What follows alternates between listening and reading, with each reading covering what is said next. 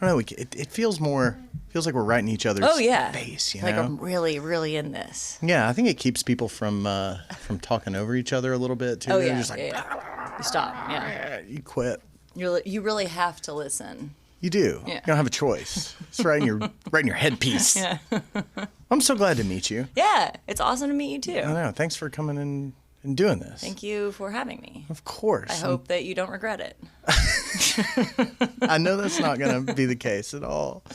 It's funny because I think there's 15,000 production people that live in Knoxville, which is 10% of the population. It seems like, and I've heard about you before, but I've never met you, and I'm like, I'm super glad to do it. So thanks for being here. It's pretty awesome to actually venture out because I feel like I'm like always in my like bubble production, and it's nice to like, you know, because you know people outside of the production world on like or within the production world, but outside of it and on like a personal level, but to like work with people too within the Knoxville realm outside of Jupiter is really cool. Jupiter is a big part of it. No, Jupiter is a big part of it. And an important part of it too. Yeah.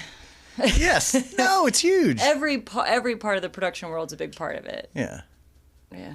That's true. I think so. I think there's a lot of different pieces of it though. And I think that what you do, the cable television side, is kind of almost what sprung this whole thing, what made the whole marketplace happen, with the Bagwell kind of family tree, right. And then that turning into the HGTV scripts kind of world and everything kind of morphing from there, and then the support that comes out of it, which is the business that I work in, right. which is commercial stuff. Right. Like it's all thanks to, a very small group of people, but it has created this huge ecosystem that is very symbiotic and very important. But it's also crazy that we've both worked in this town for a decade and have never met. Yeah. In the same business, Yeah, again, it's this big world in Knoxville, which is also very small because it's Knoxville. Yeah. But it's a big production world. It's just it's really great because no one knows that. No one really understands how big this production hub is in Knoxville. Nuts. People, I guess people within the world, the production industry know that, but outside of that, kinda. I mean, I think they don't know. People get it, but then you meet people every day that have been in production for 10 or 20 years in town doing different stuff that you've just never had, never crossed paths before. And sure. You realize you do the same thing and know the same stuff and know the same people. And it's pretty, I don't know, it's kind of prolific. It is. In a way. And but it's under the radar and quiet. Yeah. Even to itself.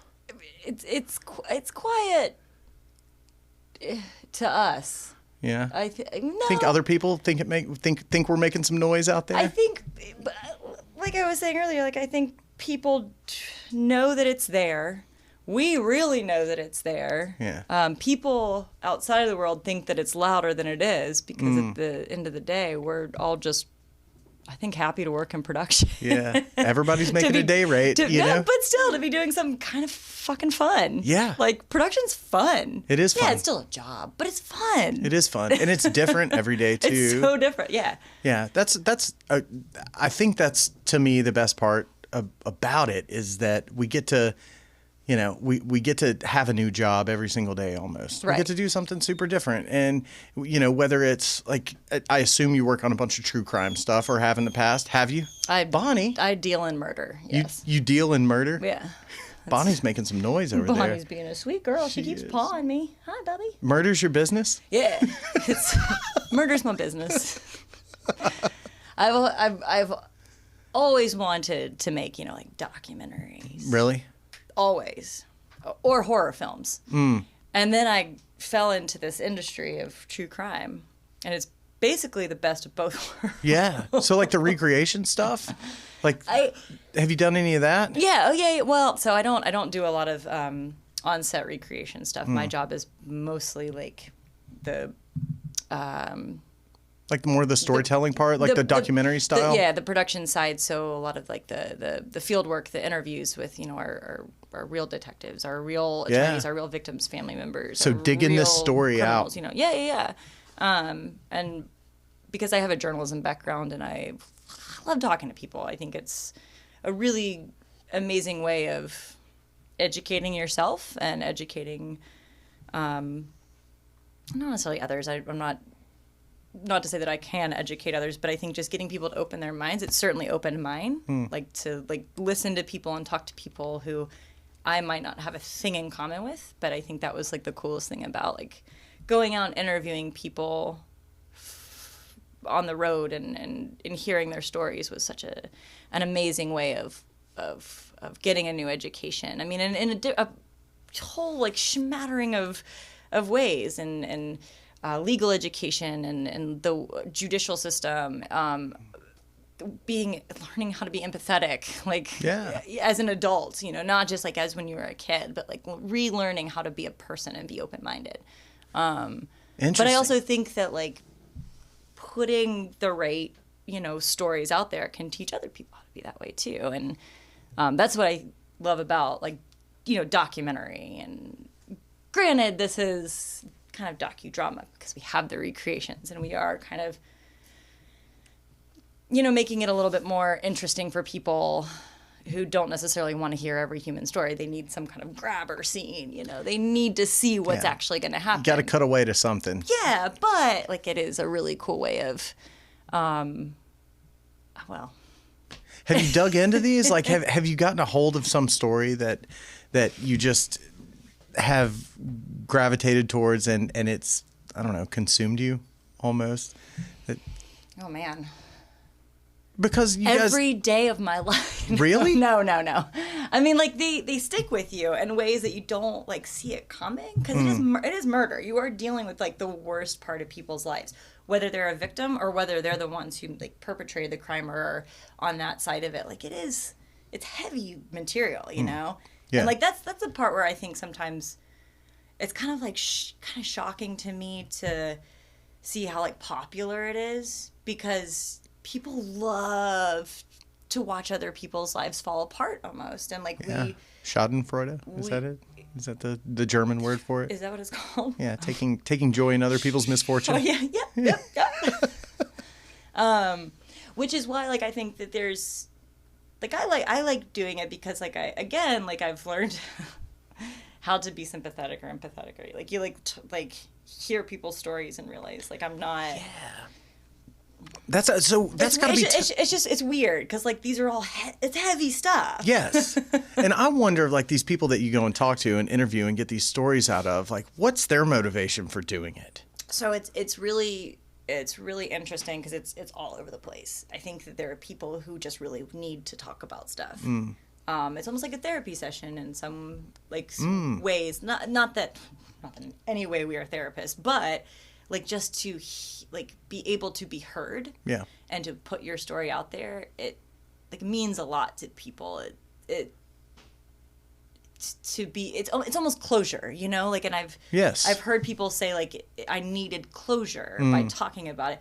Granted, you look at the amount of stories or series out there that talk about crime, and sometimes these same stories are talked about over and over and people don't want to talk about it anymore. But at the end of the day, I think the reason people want to speak about it, especially if they're that intimately close to a case, is because they need to get stuff off their chest. They want their side to be heard. They want to tell their story from their point of view, from their perspective. Do you get people that have an axe to grind? Yeah. You do? Yeah.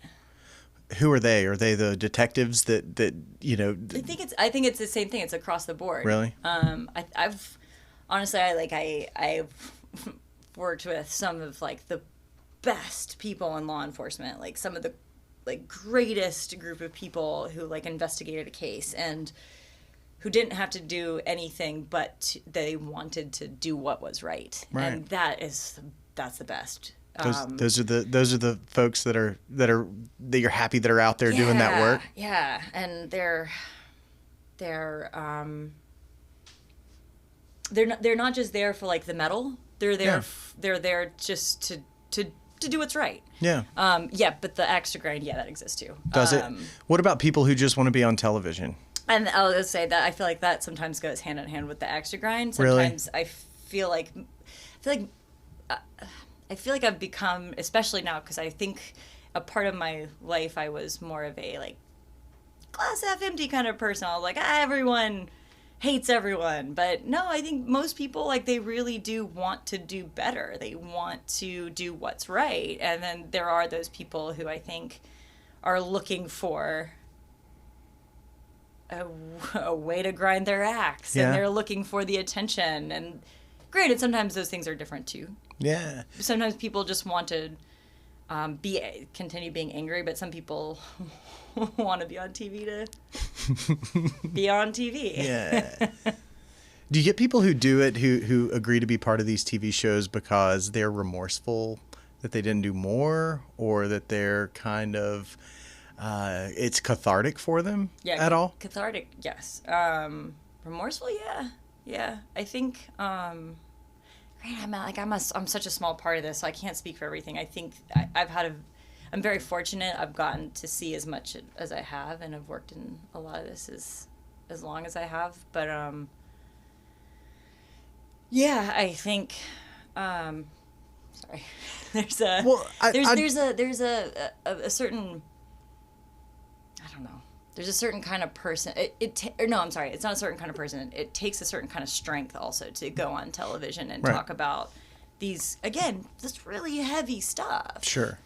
And a lot of times some of these people have maybe lost a family member, or they were close to a crime that happened. Right. And it may not have gotten a bunch of buzz immediately, but you guys are shining light on it, years later. Yeah. Is there some of that like opening old wounds stuff that you have to worry about when you're talking to these people?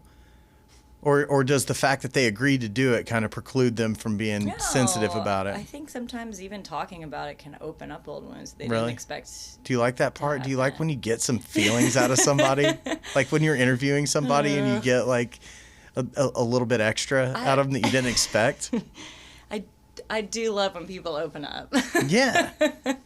I'm so, yes, I think it's the main reason why I wanted to get into telling people stories. I wanted to tell people stories. I love storytelling, and I wanted to get into this of seeing like the rawest people can be. It's just kind of, finding that line and where you draw it, where you're not necessarily like exploiting people. Yeah, finding boundaries within your work. Yeah, because of course I want to see that emotion. I want to see the real story, but I also, at the end of the day, don't want, that person to also feel like they've been taken advantage of. I think that, again, there's a line that needs to be drawn, and I think that that's one of the cool things about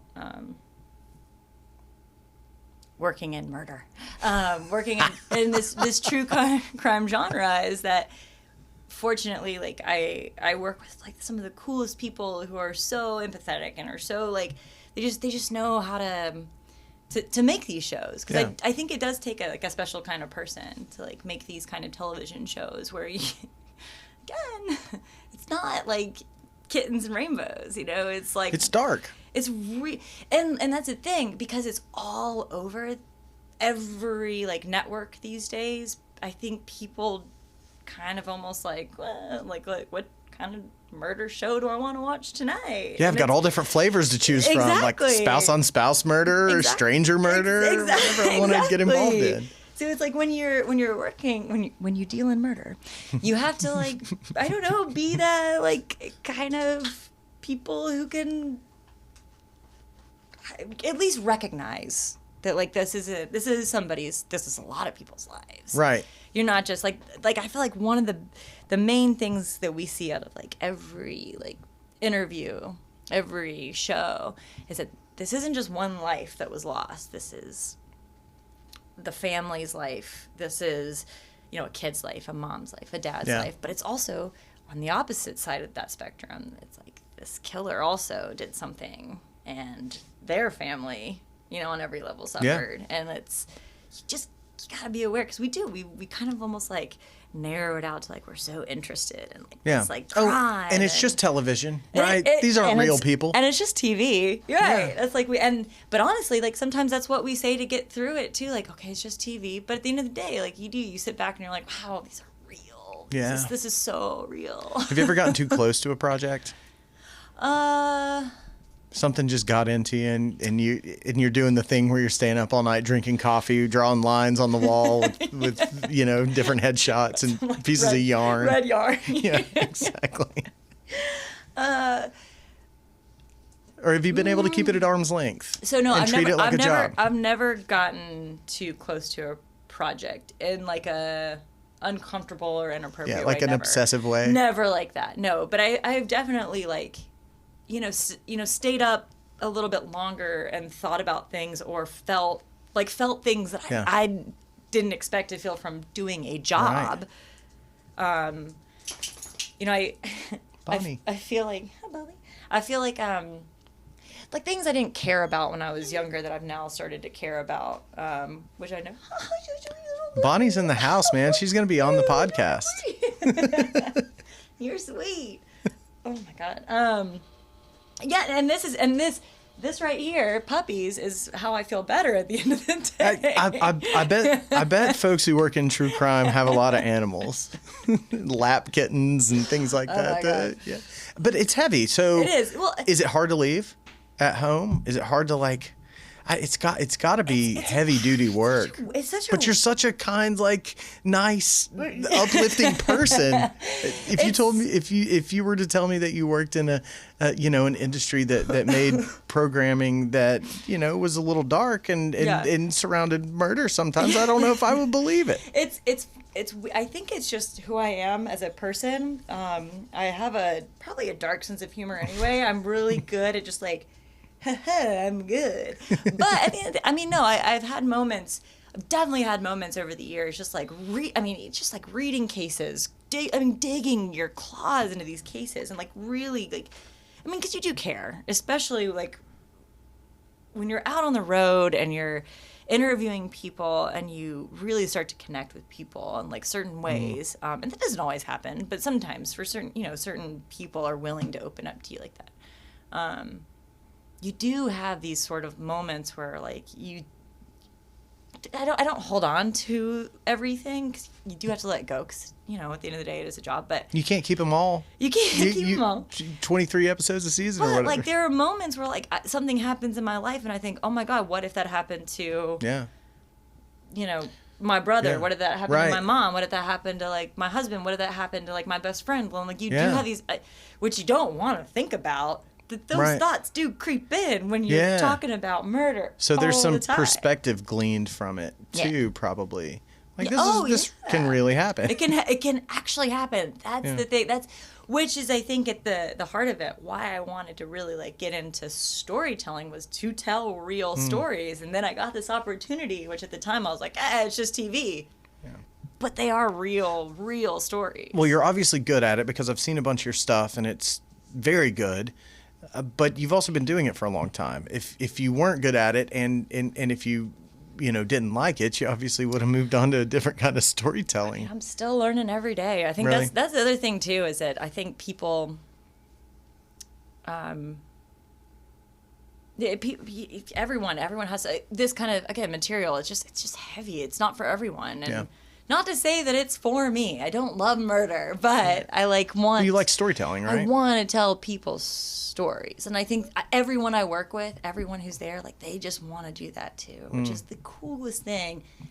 Like, as you know, like working in production, like when you put a camera in someone's face, it's not like, so for some people it comes naturally. They can be on camera and they can do all that. When a lot of the people that we interview, like, they didn't necessarily want to be on camera. They just wanted to tell a story. Yeah. And I think sometimes our job is to make them feel like this is your time and this is your place, and we need to make you feel comfortable to like tell that story. This is your shot. Take it. In a easier, not easier. It's never easy. In a more important way, because I think sometimes people have important stories to tell. I think there are lessons to be learned sometimes. I don't know. Maybe not. Maybe it's all a joke.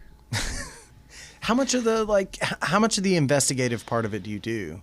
Do you dig into this stuff and research it, or does a story producer? I used to. Yeah. And nowadays I'm more on like the post side of things, but Telling the story before it's told? Nowadays my job is just to make sure the story is told right. I don't necessarily get to go out and tell the story, which was my favorite part. Really? And I love the people who get to go out and do that. So you're working with an editor. He or she's driving the machine, and you're putting the story together in post. Yeah, for the most part. I guess that's been like 2 or 3 years now. Because prior to that, I still consider myself like a writer at the heart of it all. Yeah. So that's what you did before, is find these stories and yeah, well, so we have them? big teams, and different people, but like my job was mostly to like work with, sometimes, like a pre-production team who would, because we needed to look up stories. We're always looking for obviously more murder. Yeah. And murder that will unfortunately sell. And so we go out and we look for stories in the news, and mostly stories that have been adjudicated. So they've been through the court system. Yeah. And we then try to find people who will talk about their cases. And then at that point, it's kind of our responsibility to make sure that we're telling the story the right way, and to make sure that those people are, those voices are being heard. Yeah. In the right way.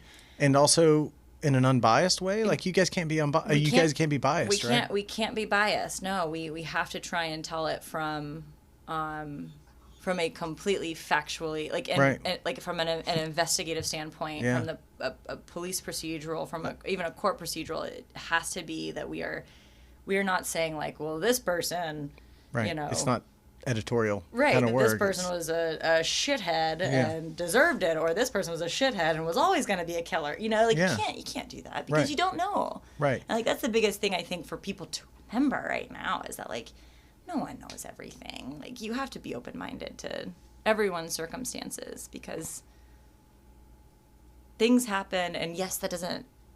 This person maybe should be in prison forever. That person should never be dead. Right. Murdered. It's the worst. But like you can't go into it thinking that person had it coming. You can't go into it thinking that person was like, clearly they were going to be a killer from the day they were born. That'd be the hardest part for me. Would not picking a side. Yeah. Well, it is. It's a little difficult. I'm trying to keep myself from saying anything that no regret. No, I'm sure you go through those same kind of things. It's just it's hard. You're trying to figure out like again, like where to draw a line. Yeah. Like how to again tell a story unbiasedly. And then at the end of the day, you just depend on your service animals, your emotional support babies to take care of you. Bonnie's helping you, man. She's like, I know you're talking about this very weird thing. I know. So how'd you get into it? What was the path? What was the path to do it? I mean, I assume you went to, did you go to school here? Yeah, so I went to UT and I studied journalism. I loved, from a very young age, I wanted to make movies. Where did that start? What did you watch? Did you watch Indiana Jones and all of a sudden wanted to? Oh my God, yes. Yeah. I wanted to be Indiana Jones first and foremost. I wanted to be an archaeologist who ran around the jungle.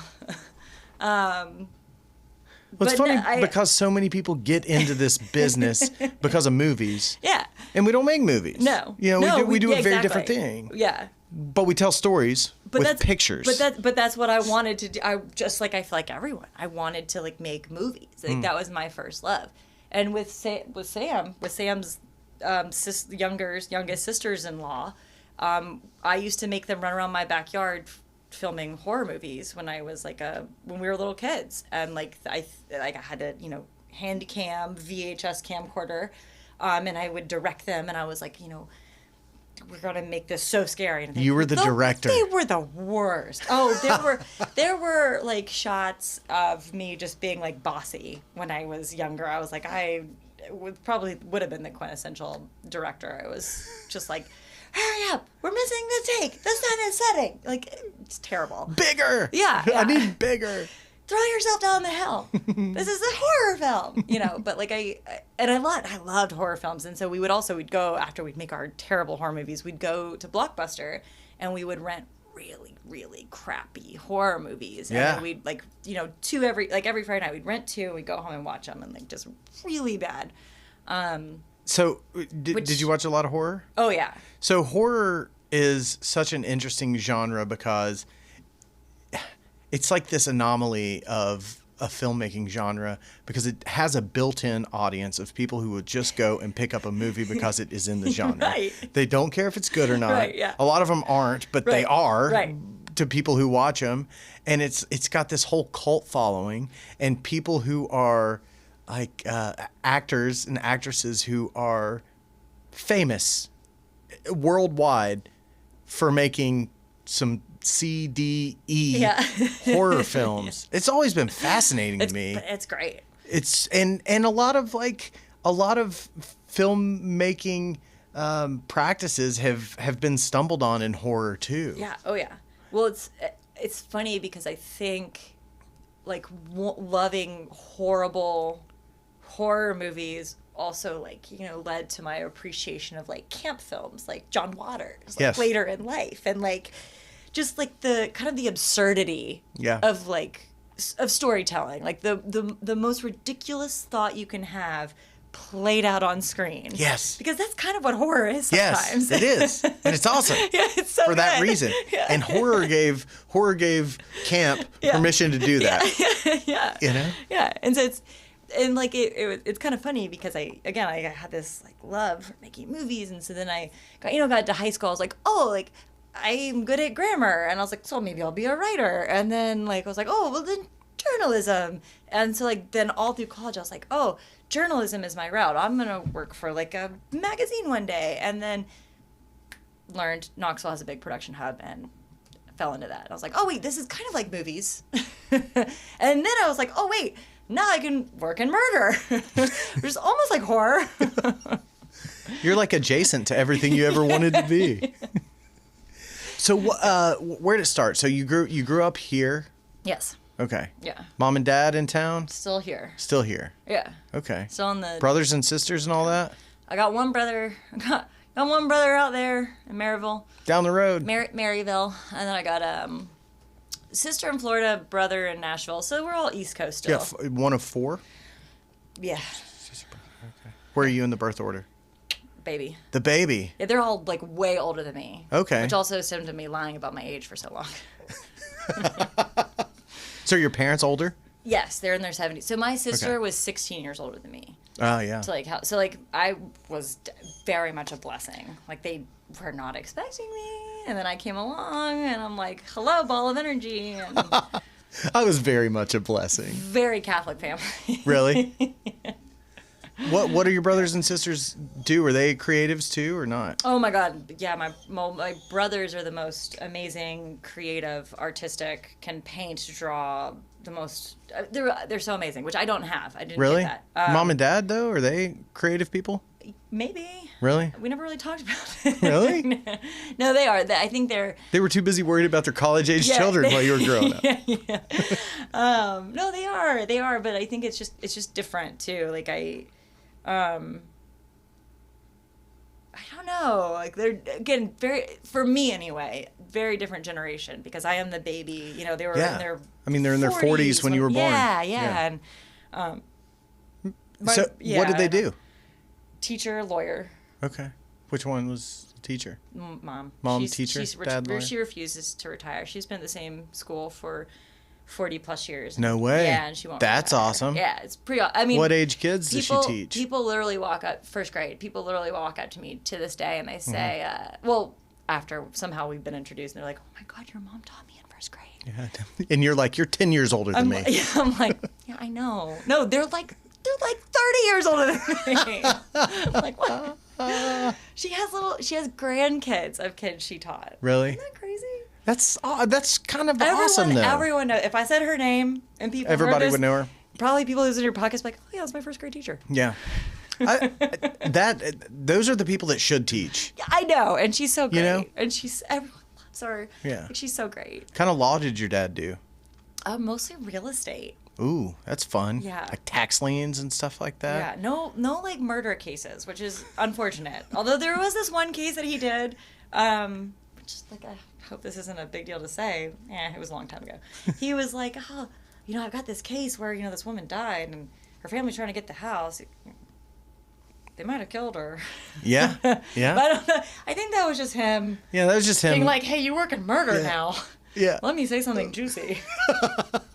Might be a story here. I don't know. Never came up again. I don't know what happened. So did you feel like an only child growing up? No.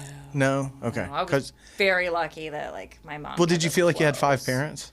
Since your kids, since your siblings were all older than you? I don't know. No, Like my brother's 2 years younger. My brothers were wild. No. Really? Or at least my oldest brother was wild. No, they were siblings to the cool. They were kind of protective, I guess, at times, but they included you?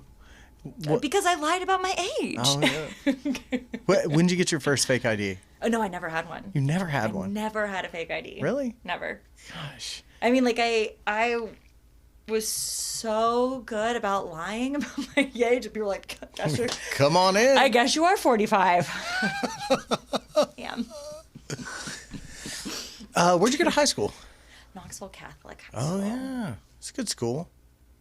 Real good school. Yeah, no, it is. Yeah. We shoot there sometimes. What? Really? Yeah, we can't shoot at public schools. They won't let you. They kicked us out too. Really? Yeah. Yeah, they won't. We're like, you guys are taking up too much of our time. State law. Murder. Yeah, exactly. So we have to go to private schools now, and we've shot a Catholic a couple times, and I love them. Oh, yeah. They're good people. They're great people. They're good people over there. Yeah, I know a bunch of folks who went there. Yeah. Turned out just fine. They're fine. We're fine. We're all fine. We're all fine. No, we've done okay. And then you go to UT and study journalism. Mm-hmm. Did you think it was going to parlay itself into a film job with the writing stuff and all hoped, that? You did? But no, once I was in college, I was like, no, I need to focus on becoming a journalist because I didn't realize that Knoxville, again, had this industry. Well, what a great best of both worlds thing you got out of it. Oh, for sure. You kind of curated your own position. Yeah, without knowing it. I had no idea. I think that's what happens when you just kind of follow the right breadcrumbs. Totally. You know what I mean? Yeah. You just do the right thing a couple times and do the next thing that's that's right, and then it just kind of reveals itself. Yeah. That's pretty spectacular though that you got to put all of your passions into one job, and then not only have you, I assume you started out as a PA or somewhere in that world, and then kind of dug your way through. Is that what happened? Front desk. Yeah. Started at the front at desk. Jupiter. At Jupiter, yeah. Behind the doors that did this, the opening the old grocery store. The grocery store doors. It was a grocery store a long time it was. ago. I used to go to that grocery store. Yeah. Next to Mulligan's restaurant. Yes. Amazing. Yeah. Amazing restaurant. I mean that was still there up until 4 or 5 years ago, and then we took over the building, and now it's part Mulligan's of the was still there. Yeah. The restaurant. Did you guys just have a company tab over there? Awesome. Was it a cool place? It was just great because it was really connected to our building, so we could walk outside. Every Friday, everyone got together there, and it was so great. And then we had to expand, and so it was awesome too. But Mulligan's was at the at the foot of Getty's View, which is where a golf course is, which is why it's named after a golf term. Correct. Why was it there? Do you know why the production company was in West Knoxville at the foothills of a golf course? Is it because Stephen Land lived in Getty's View? Really? Yeah. That's what I always assumed. Yeah. I knew he lived there. It actually so Jupiter, which I didn't even know this until I started working at Jupiter, it used to be next to Sacred Heart, the Catholic school, which is where I went to elementary, middle school. Yeah, on North Shore. On North Shore. Yeah, it was there's this building, and the Paraclete is part of it's the little shop that's a part of the cathedral there at Sacred Heart, and on the back side of that and over there was the Jupiter. Really? And then they eventually ended up moving over to Getty's View. Yeah. I think they lived over there at the time. I'm pretty sure that I don't know. I know think that he was living there when I worked at Jupiter for a little. I freelanced for Jupiter a little bit right after I got out of film school. What? I didn't know this. Of course, yeah. This is information you could have told me earlier. Well, you have to work at Jupiter. Oh my God, fun. Yeah. Everyone works there. It's great. Well, I mean, it's such an important part of our production infrastructure here. It's just super cool. I mean, like, it's been around for so many decades. Yeah. Now it's great. It's amazing. Yeah. It's such an. I dealt with Robert Twilley. I love Robert. Yeah, he's an awesome dude. Somebody told me that did he start the Hive? Yeah. So yeah, but he's gone now, right? Yeah. So Jupiter has basically created. So we were. I guess Sky came in and What's purchased Sky? like Sky News, Sky Sports, and over in the UK. Oh yeah. And like came over and acquired some of Jupiter. Yeah, part of it. And then at some point we decided to basically create this new production services, which is the Hive. Robert Kelly created that, and he has actually since left, and that still exists. We have. I noticed a sign. I drove by the other day on Ebenezer, and it just says the Hive up there. It doesn't say Jupiter anymore. It doesn't. Says the Hive. I know. But Jupiter Holdings is still over. Yeah, all of everything. This. Yeah. It's so big. It's nuts, it's man. Huge. I well, know. Doesn't say like when I first came on as like again receptionist. There's like 50 people. I knew everyone's names. Like I knew every series that Jupiter did, and now I'm like. Okay, I think that's one of our shows. Right. Well, there's hundreds of people that work for you. Yeah. Like, it's great. It's so big. And, of course, like, like freelancers, too. Like, that's just another world that when I came into this, I didn't even know what freelance meant. Right. And now it's like, oh, my gosh, like, that's such a big part of the world. Like, you've got, of course, employees that, like, work within the company, especially in the post world. But especially when you're in the field and you're doing some of the, especially the more technical stuff, like, there's a lot of, like, the freelance people that come out. That's which is amazing to learn from those people too. It's awesome. It's my favorite. You know why it's amazing to learn from them is because they work for you and they work for them and they work for them and they work for them. They work for everybody and they learn. They bring the best of the best knowledge back and they make us all better. Right. And the freelance market is something that we need to take really good care of here because it's very important. To elevating our level, or else we would be in Knoxville world forever making the same shit that we know how to make already. But we have the freelance market that pushes us and brings us up. And so I'm so grateful for it. And I will, I'll take care of those guys as much as I can, as much as as hard as it is to, with us, we have people on staff, right? And we want to work the people that we have on staff. But when we bring in, freelancers, it's just there's some kind of symbiosis that just that continues to make everybody better. But that's the thing. Fresh blood. I think I learned the most from because I'm not on the technical side of things. I wish I was better. I wish I was better with like an Avid. I wish I was better with an FS7. Like I wish I could get in there and like use this equipment better. But what's amazing, I think, with some of these freelancers, they come in and they're like. And there are people within like the actual company discipline. Too, but who are welcome to share their knowledge. But I think freelancers are so great at like coming in and sharing everything that they've learned, like you said, from working with this company and this network and this, and they have kind of more of an open mind, a way of sharing how to do these things, how to run this technical side of production, because again, that's something that is a little bit more foreign to me. I'm not as great with a camera. I'm not as great on a machine, but oh my God, it's so nice to like, again, these freelancers just know so much from being all over the place. Yeah. And the good thing about us having this production infrastructure here that Jupiter's a part of, that North South is a part of, that all the commercial production companies that we have around here, Lock and Key, Pop Fizz, Draft Agency, a few of those other ones. What's great about having this freelance market is that they go out. We work them a lot, but then they're also able to go out and they're able to work in Atlanta. They're able to work in Nashville. They're able to work in big markets and sharpen their chops to where they're just as good as anybody else would be anywhere else. And then they can bring it back and elevate our level of work. Oh, yeah. But then we're also there, I don't want to diminish it and say we're the old standby, but we're also like a big part of what they do too. They couldn't just go work in Nashville or Atlanta, or they would just live there. You know what I mean? But we, because of the work that we have and that we do here, we're able to, support good people and keep them around.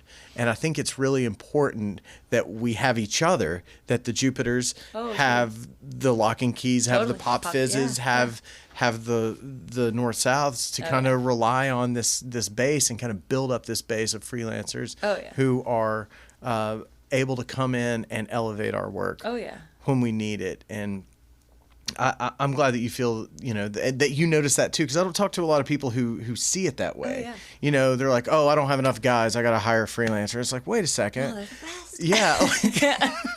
Some of my best friends are freelancers. Just back off. I know. So when you guys gear up for a show, do you hire everybody on staff, or how does that work? No, I mean, like I said, the post world is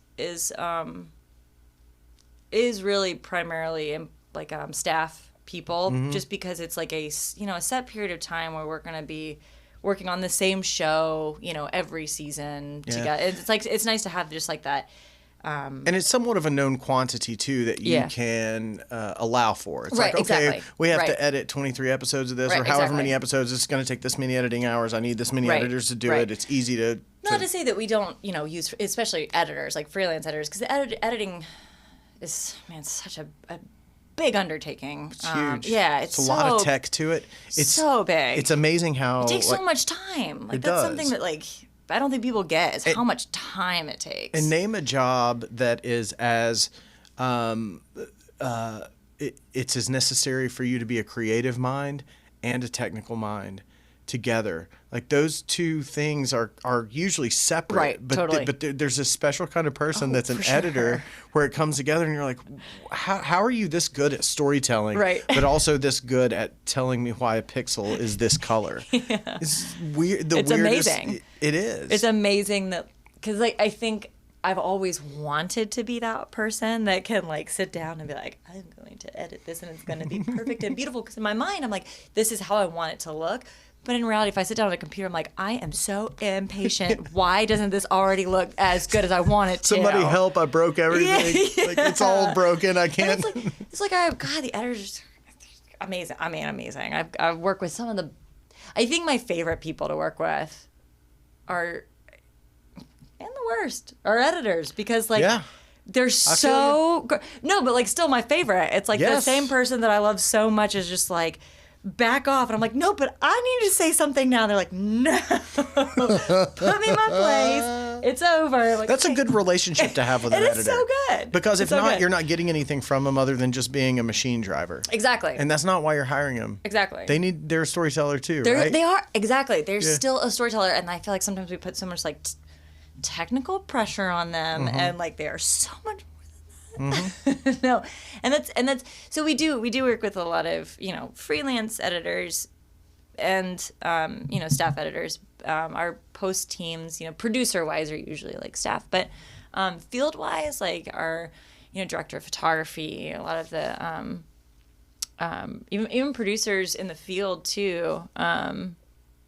We'll use a lot of freelance, because a lot of times, especially in the time of COVID, we have to hire people that, if not local, or at least within driving distance to some of our stories that we have to go to film, because COVID has just created this whole new, as this world of regulation and restriction and in terms of how you can film things and where you can film things. And you got to fill out a DocuSign that says, have you been out of the state in the last 14 days? Exactly. Yeah.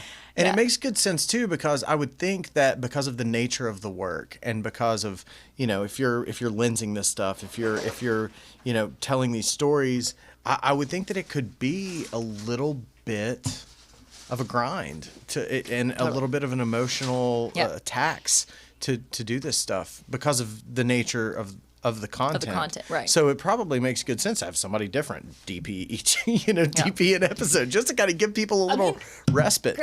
Thank you. Granted, though, because when I worked in the field, there were, back in the day, there was, we were able to, every basically episode go out with like we would all go, like the same DP, the same like audio engineer. Like we would the three, and it was usually like a lot of times just a 3-person crew, and we would all a producer, a shooter, an audio person. Yeah. And we all three of us, wherever we came from, would meet, and then we would spend the week, shooting. And man, like those. And then the next week, we'd be together somewhere new, or the next week. And sometimes it'd be like, okay, every 3 weeks we'd be somewhere, wherever. But like it was kind of awesome though. There's like something magic about it. I loved that so much. Like going out with my crew, like it was like my new way of. I agree. There's something. Something very. Those are the days. I don't know what it is. If it's primal, carnal, like this feeling that a small group of people. It's the brotherhood. We're all simpatico. We all.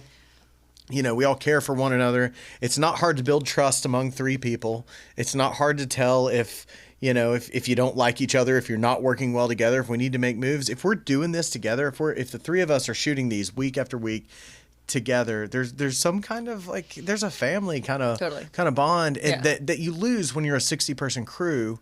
That's got a courtesy breakfast and call time and a safety meeting and the whole dog and pony. Yeah, the red tape and the dog and pony. Right. Yeah, and I miss that a little bit. I spent about 5 years working with a director named Michael Underwood and a DP named Josiah Morgan and Chris Durfee, the gaffer. I'm sure you know him. I know Chris. Yeah. And we had this client named Peter Moore who would hire us from HGTV and DIY, and we would get in a van together or fly somewhere and get in a van together.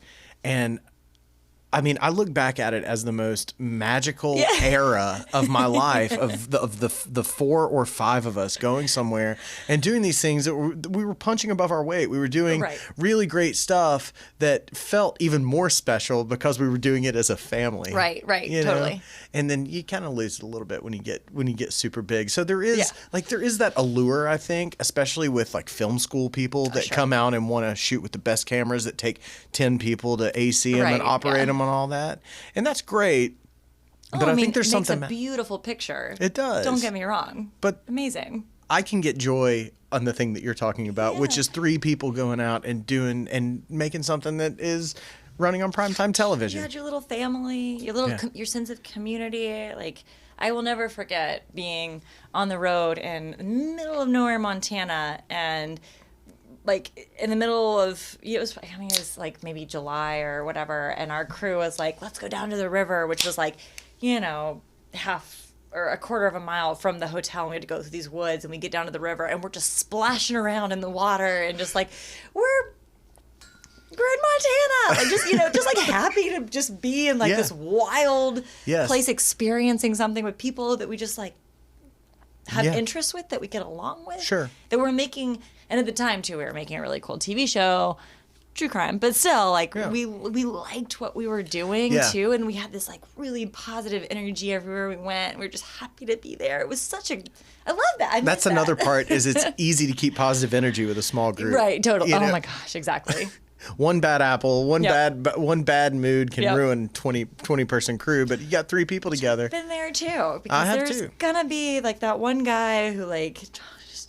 This is what's for breakfast? 3-person crew, and like 2 of you are there ready to set up for like the interview that day, and like he just doesn't show up, and you're like, where is he? And he finally stumbles in. You're like, where have you been? He's like, oh, I drove to Chicago last night, but I'm back. Everything's good.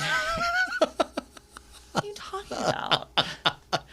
Those are like the people. It's like you got somebody assigned to your crew, that like has never worked with you before, but they just doesn't get it. They don't get it yet. Or they're like this random person that like had a resume out there. Like, well, try him. Yeah. And like, he's available. Oh no. I guess there's a reason he's available.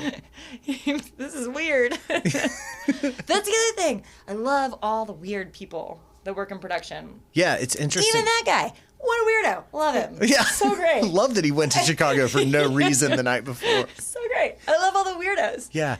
Another thing I've noticed too is that people look a lot younger than they are in production too. Totally. It's kind of crazy. Right. Yeah, I remember especially when I was coming up, I was in my early 20s, and I would meet people and they would talk about being, about working on movies that happened a long ass time ago, and I'm like, wait a second, you're only like 5 years older than me. What do you mean you worked on Shawshank Redemption? You're like, everybody just kind of has it. I think it's hard. We work hard. Yeah. We do very hard work. But it's not sitting in a chair all day. It's not. No. And it's not soul sucking. It's something different, and it's something that's exciting a lot of times. And I don't know. I think it keeps people on their toes. Keeps people young. I think it does. Yeah. Also, they've all been divorced 12 times too. That's another part of it that I didn't mention. Because the schedule can be tough. It's a little rough. Yeah. Which is great because I met my husband like a few weeks before I came off the road. Because I'd been, a field producer for a long time, so I was traveling, every 2 weeks. Really? And then, we met, and then, he asked me out finally, the day after, was my last field shoot ever. I was like, oh, this worked out perfectly. I can settle down now. Really? Okay, so you did so you're in your 20s, I guess, and you're doing you're going out, flying all over the country, going to these different shoots, interviewing people, shooting all this stuff, bringing it home, and then they're doing post. Glamorous. Yeah, I know. Isn't it? And so this is the wild years, I guess, where you can do that, though, right? Yeah, those totally. are the years where you can do it, and I think it was awesome. Yes, and being in the position it was an education. That's the way I always put it. It was an education. Yeah, it's a master's degree for sure, at the very least. Yeah, if not a doctorate. Yeah. So I think there is something to that that's valuable also, which is identifying a talented person in their 20s who's not married, who doesn't have kids, who can do that. And I know that sounds trivial and silly, but to me, looking at it from our production company's standpoint, if I look at a lot of folks that that we have that have kids and have families now, we can't put them on the road for a month at a time or 2 months at a time. It's just not an option. It's harder. Yeah. Right. So people that are growing up, people that are coming up in the industry, I think they should leverage that. Throw them out. Well, throw them on out. See what happens. Exactly. Especially if there's something there that they can. They have that sort of desire to want. Sure. To do that, to tell those stories, they have that. And right. You can recognize that. But if they have that, if they've got that part, I'm leveraging that as a 22-year-old. Oh, sure. If I'm entering the marketplace, I'm like, hey, send me wherever you want. Yeah. I can operate a camera. Yeah. I can do audio too. Yeah. Do whatever you want. I can travel all the time. Well, that's what they sent me out because I told them I was 45 years old. They're like, oh, you're experienced. But you look damn good for 45. You're going on the road right now. No, I think, again, like I said, there's this desire. I don't know if desire is the right word, but hunger to want to get out there and to do a good job because you're just starting out in your career. But that's not to say also I've known actually some women who took their kids on the road with them as producers, and would travel all the time and did a phenomenal job. It's not to say that it's just for. The single 20-year-old, but the single 20-year-old also, because again, like I said I was 30 by the time I was 25, just because I felt like age made me look more, knowledgeable or just from an outsider, especially working in this industry where people, like you said, worked on the Shawshank Redemption. Of course I'm going to tell him I'm 30, just so he thinks okay, she should be here, because I was only 25 and he's. Wait, I think I'm starting to realize why everybody looks so young in our industry. It's because they're all fucking lying like you were the whole time. Maybe. I only did it because I always did it. And I never lied to my bosses. I just lied to the people in the field. Yeah. And it was more of are you 30? I was like, yeah. I'm like, yeah. I've been 35 for 7 years. So I got I did the road thing that I told you about earlier, and I had my first kid, and it all it sounds a lot like you. It was just kind of this delineation marker of okay, I'm doing something different now, and it's settling. It felt a lot like settling down. I quit going on the road with that crew that I mentioned, and I started working with Pop Fizz all the time, and it became a much more settled down kind of vibe and feel. I'm not mad at it at all. And it's amazing that we can do that. Yeah. Because my friends that live in LA and work in production are still doing the thing that I did when I was 23. Right. But they now have families and kids, and they're having to do all that, and that's not a reality for them. Sure. But it is for us. It is. Which is kind of awesome, again, amazing right? to the Knoxville market that we are so fortunate to work in. I think a lot of it has to do with the fact that we have the staff positions. Right. You know what I mean? We have a hub here. I think that's so important to recognize. That it's not just like, because people can. There's production all over the world, right? But Knoxville, I think, again, people don't necessarily recognize all the time, outside the industry, is that we have this gigantic hub that we have the ability to get into this industry where, we can go out in our 20s or whenever, we can go out and field produce or be DPs on the road or whatever, but we can also come back and have these staff positions where we're making, quality content for, or in a...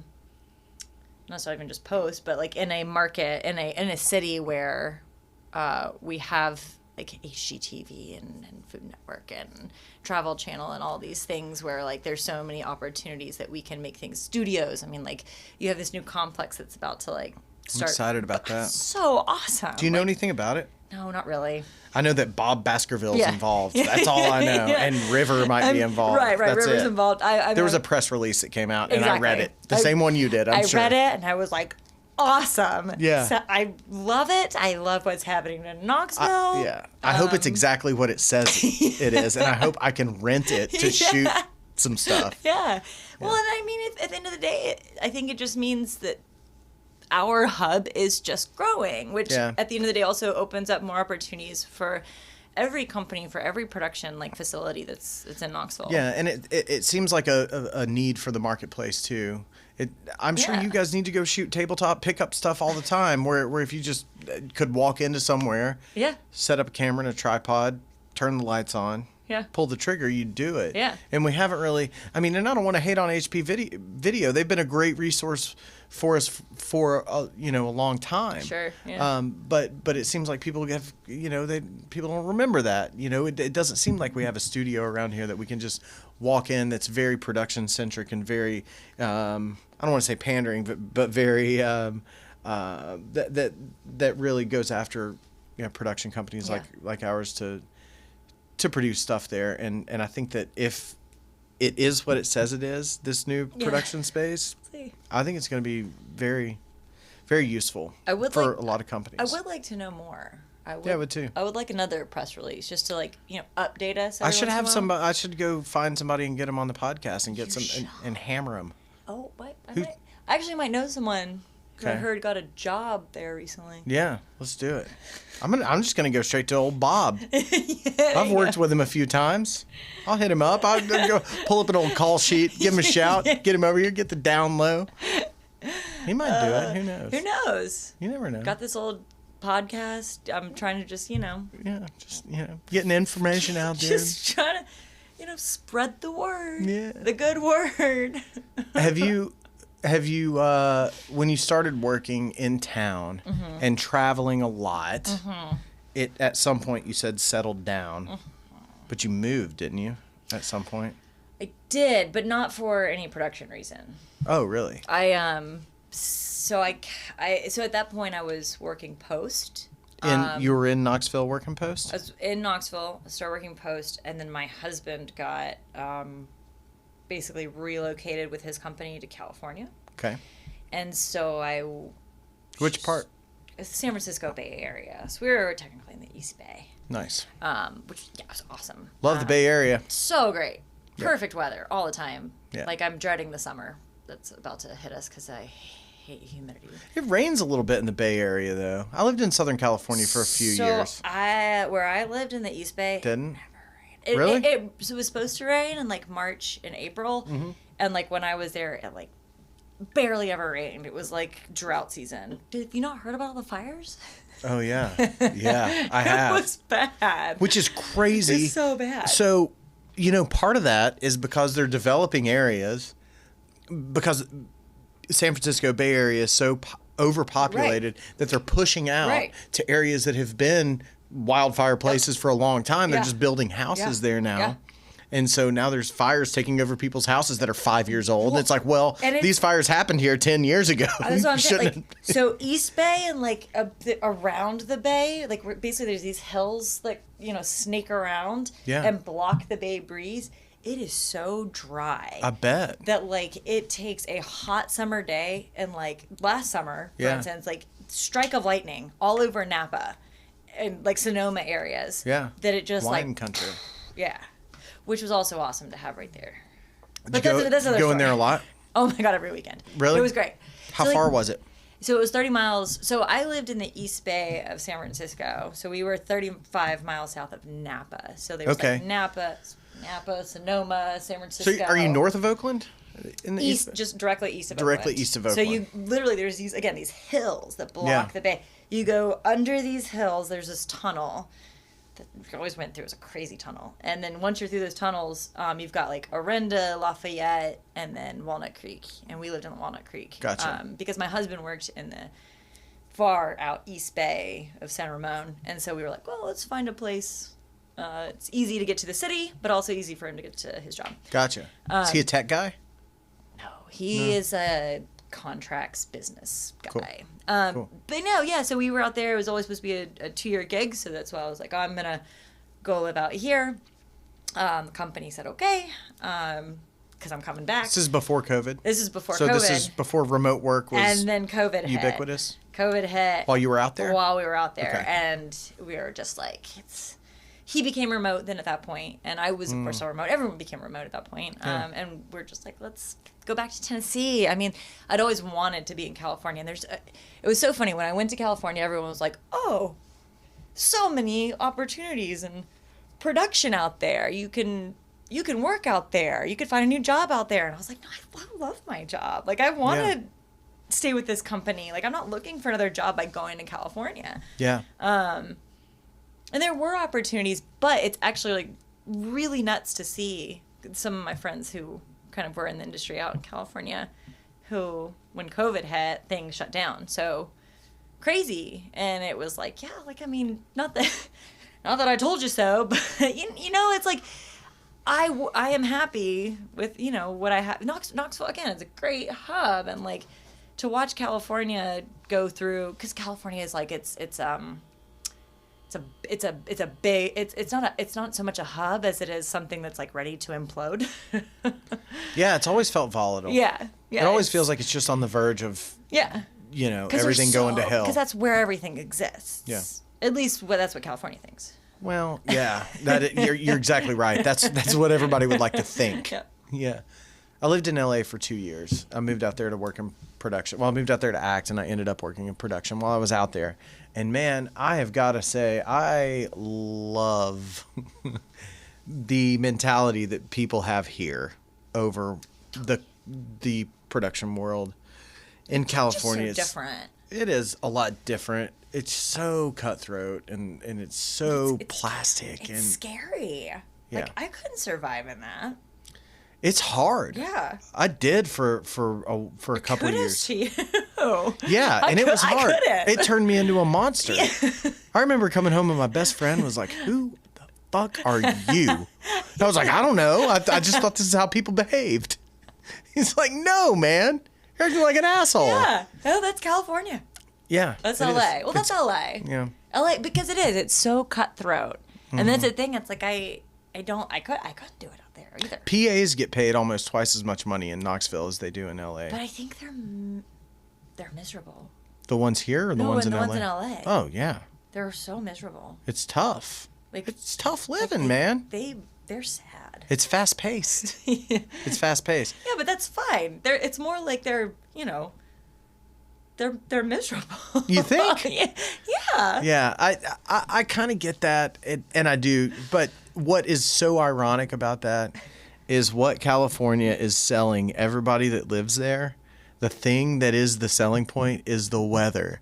Oh my That's God. the reason. That's the only reason that anybody would pay that amount of money for that house is because you don't have to worry about snow. You don't have to worry about anything below 70 degrees or above 80 degrees. Like, that's really what you're paying for out there. It's so perfect, though. It is absolutely perfect. It's the most amazing. That's like, I mean, since I've been home, people are like, oh, you miss California? I'm like, no, not at all. And then as soon as it hit like 80 degrees here, I was like, oh, fuck, I miss California so much. God. Yeah, I miss the weather so much. My buddy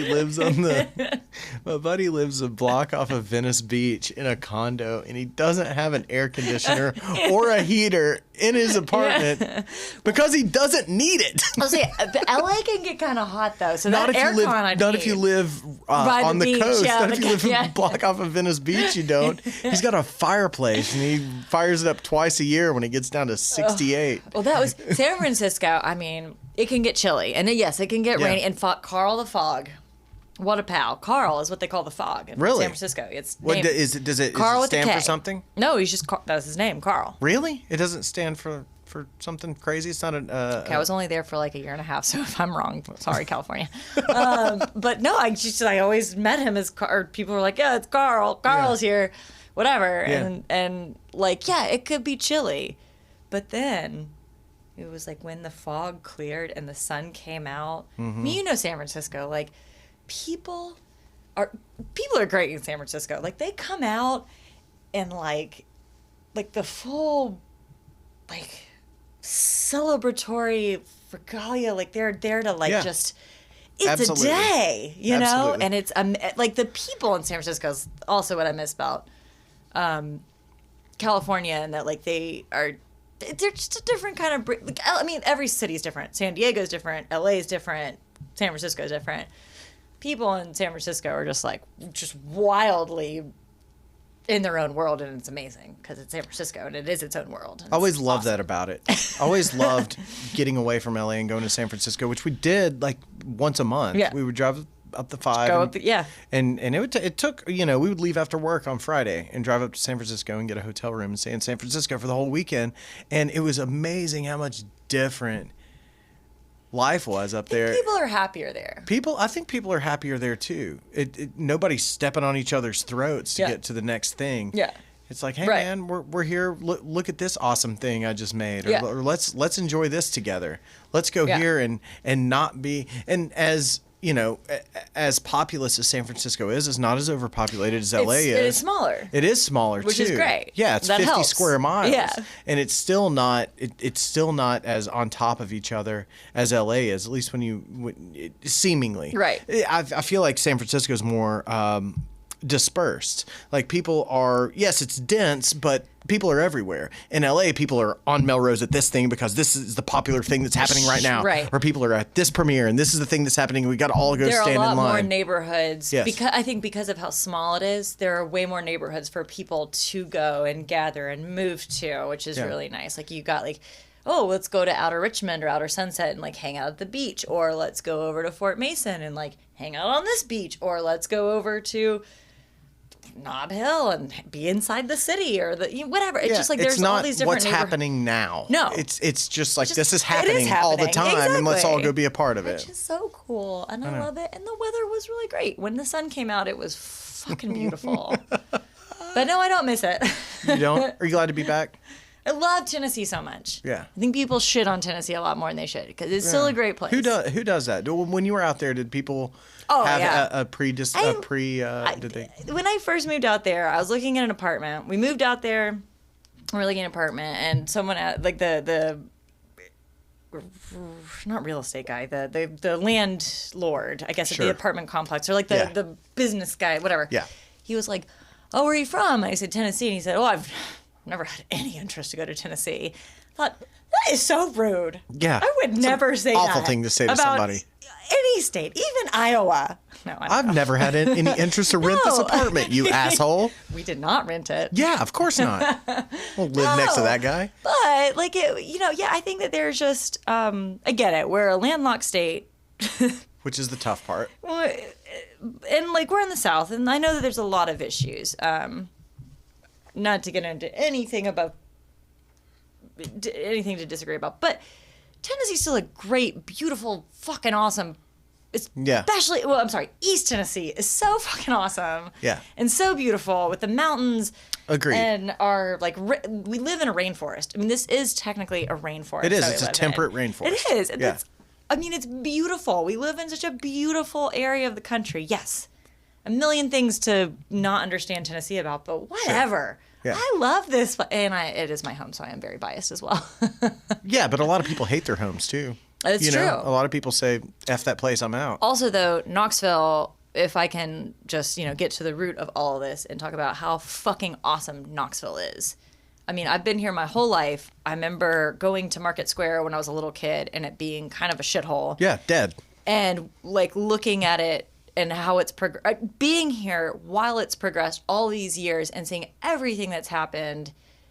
This is such a cool city.